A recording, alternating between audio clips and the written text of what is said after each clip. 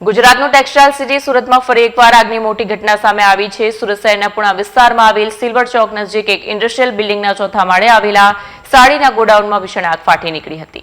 પુણા ગામના ઇન્ડસ્ટ્રીયલ વિસ્તારમાં Arjun park society આવેલી છે। સોસાયટીના એક બિલ્ડિંગના ચોથા માળે સાડીનું મોટું ગોડાઉન આવેલું છે। અચાનક આ ગોડાઉનમાંથી ધુમાડાના ગોટા નીકળતા આસપાસના લોકોમાં ફાડ પડી। સાડીઓમાં કાપડ અને કેમિકલયુક્ત મટીરિયલ હોવાના કારણે આગે મિનિટોમાં જ રૌદ્ર સ્વરૂપ ધારણ કર્યું।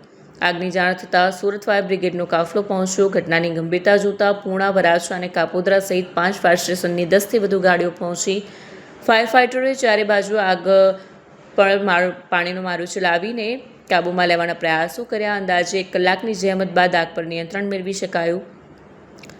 ગોડાઉનમાં રાખેલો સાડીઓનો તમામ જથ્થો બળીને ખાખ થઈ ગયો છે।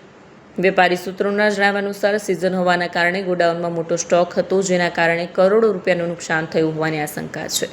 આગ કયા કારણસર લાગી તે હજુ સત્તાવાર રીતે જાણી શકાયું નથી। હાલમાં ફાયર વિભાગ દ્વારા કુલિંગની પ્રક્રિયા ચાલુ છે અને આગ લાગવાના સચોટ કારણો જાણવા માટે તપાસ કરવામાં આવશે।